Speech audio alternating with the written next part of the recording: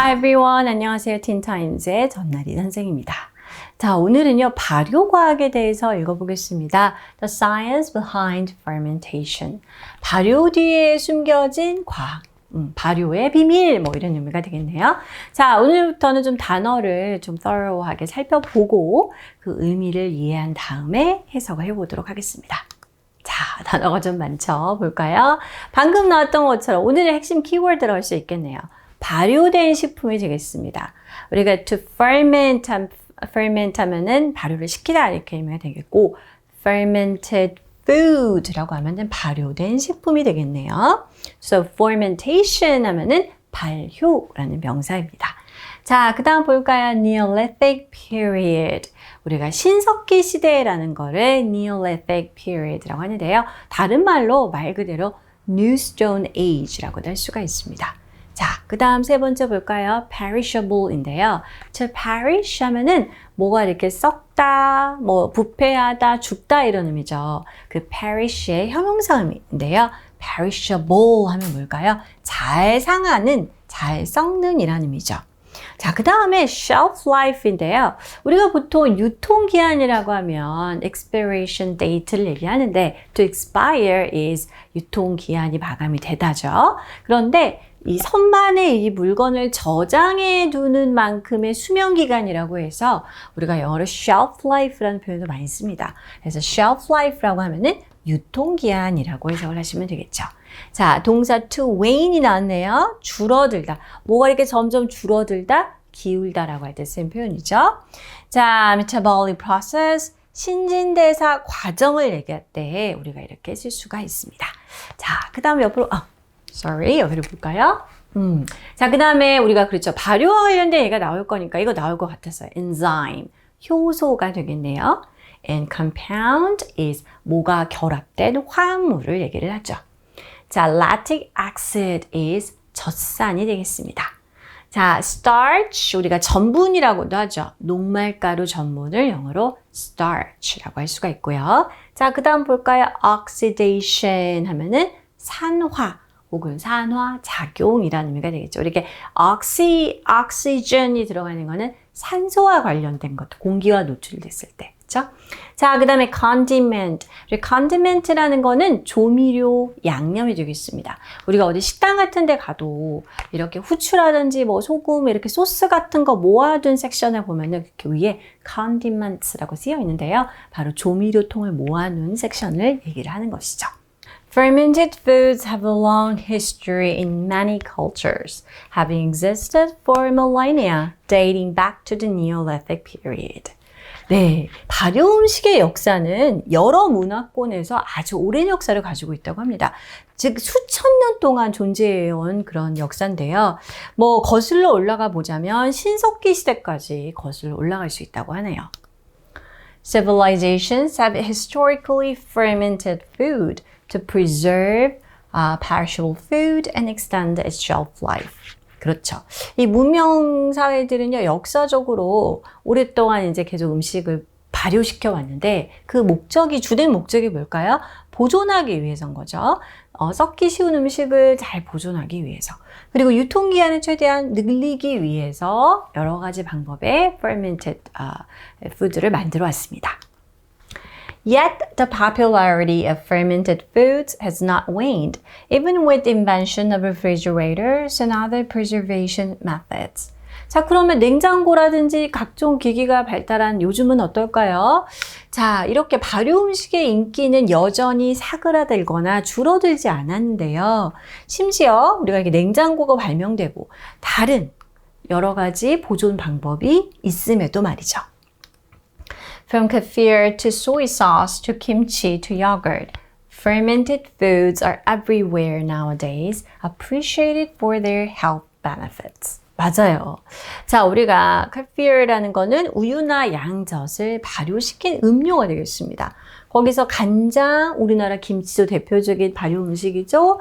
요거트, 이러한 여러 가지 다양한 발효 음식들은 요즘에 어딜 가나 볼 수가 있습니다. 자, 그리고 이 음식들은 특히나 사람들이 좋아하는 이유가 뭡니까? 건강에 좋다더라. 건강적인 혜택이 있는 것으로 인해서 사람들로 이게 인식되고 좋아하고 있다는 거죠.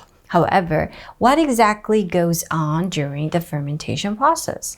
오늘의 포커스는 fermented foods의 종류 이런 거라기보다는 도대체 발효 과정에서는 정확하게 어떤 일이 일어나고 나아가서 왜 몸에 좋을까? 이런 것들을 한번 보도록 할까요?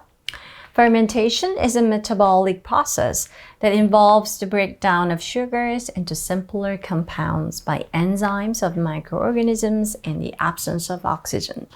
자, 발효라는 것에 대한 정의, definition을 이렇게 한 문장으로 써놨는데요. 말하자면 일종의 대사 과정이 되겠습니다. 자, 이 대사 과정에 어떤 것들이 관계되어 있냐? 설탕을 분해해서 보다 간단한 복합물로 분해를 시키는 거죠. 자, 뭔가요? 이런 산소를 없이 해서 산소의 부재 가운데 미생물의 효소로 인해서 이거에 의해서 이 설탕을 더 단순한 복합물로 바꾸는 것, 분해시키는 과정이 바로 말하자면은 fermentation이라고 합니다. The types and numbers of microorganisms involved in the process can cause the taste of the fermented food to change dramatically.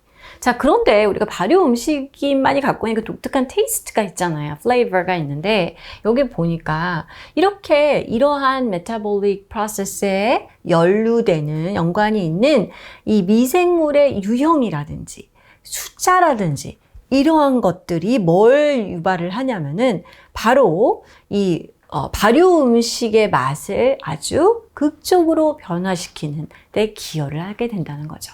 우리가 뭐 김치를 처음 담그었을 때와 완전히 익었을 때 맛이 확 달라지는 것처럼 말이겠죠? There are three main types of fermentation. 자, 주로 이제 세 가지 종류의 주된 발효의 타입이 있다고 합니다. Lactic acid fermentation is a process that breaks down starches or sugars to produce lactic acid. 젖산이겠죠? 일명 젖산 발효가 한 종류입니다. 자, 이거는요, 전분이라든지 당을 분해를 해서요. 그래서 젖산을 유발하는 과정이 포함된 발효가 되겠습니다. Lactic acid bacteria help to protect the body from microbial disease. 자, 이렇게 젖산균은요, 우리 이것도 많이 들어보잖아요. 우리의 신체를 미생물에 의한 세균성 질병으로부터 보호해주는 데 도움이 된다고 하고요. The method of fermentation produces foods such as pickles and yogurt. 이러한 유형의 발효 방법은 우리가 흔히 아는 피클이라든지 요거트와 관련된 유형이 바로 이겁니다. 자, ethanol or alcohol fermentation involves breaking down sugar molecules into alcohol and carbon dioxide with yeast. 네, 우리가 딱 뻔히 뭔지 알겠죠? 우리가 술도 발효 식품이잖아요, 말하자면. 그래서 에탄올이라든지 알코올 발효라는 것은 바로 당 분자를 어떻습니까? 알코올로 분해를 시키는 거예요. 그리고 이 이스트와 함께 이산화탄소로 분해를 시킵니다. This process can produce wine and beer as well as bread. 맞죠? 그래서 당연히 와인이나 비어 같은 것도 또 빵도 우리가 이제 숙성을 시켜서 하잖아요. 이러한 것들도 다 이와 관련된 fermentation 되겠습니다. Acetic acid fermentation is an oxidation process. 자, 아세틱산 발효의 경우는 산화 과정과 관련되어 있습니다. 세 번째 유형이 되겠죠.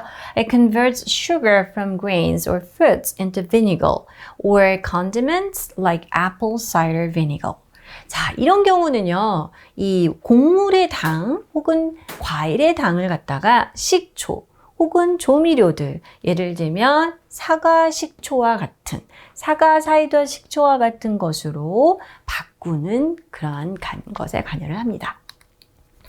Though fermentation as a food processing process was initially developed for food preservation, as mentioned above, it has evolved beyond it now.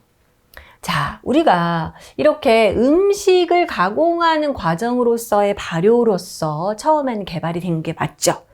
보존을 해야 되니까. 오랫동안 먹어야 되니까. 그렇죠. 우리 뭐 김치 같은 것도 마찬가지고요. 앞서서 언급된 것처럼. 하지만 지금은 단순히 그런 preservation의 문제를 넘어섰다는 거죠. The focus of fermentation now is to create more nutritional foods. 그렇죠. 우리 아까 건강상의 그런 것도 아까 microbial disease에서도 보호해준다는 얘기를 했잖아요. 그래서 영양이 많은 음식을 더 만드는 것에 요즘엔 초점을 두고 있습니다. 자, 이렇게 해서 우리가 fermentation은 뭐고 어떤 types of fermentation이 있는지도 읽어보았는데요. 자, 흥미롭네요. 자, 우리 이거 한번 넣어볼까요? 우리 여러 문명 사회들은 역사적으로 부패하기 쉬운 식품을 보존하고 유통기한을 늘리기 위해서 연장하기 위해서 이 발효를 이용해 왔다 였습니다. 자, 부패가 쉽게 되는 음식 뭐 볼까요? perishable food가 되겠네요. 자, 유통기한의 표현 expiration date 말고 우리 뭐가 있었습니까? shelf life. 선반에 놔둘 수 있는 수명이라고 생각하시면 되겠습니다. Alright, this is all for today. I'll see you next time. Bye bye.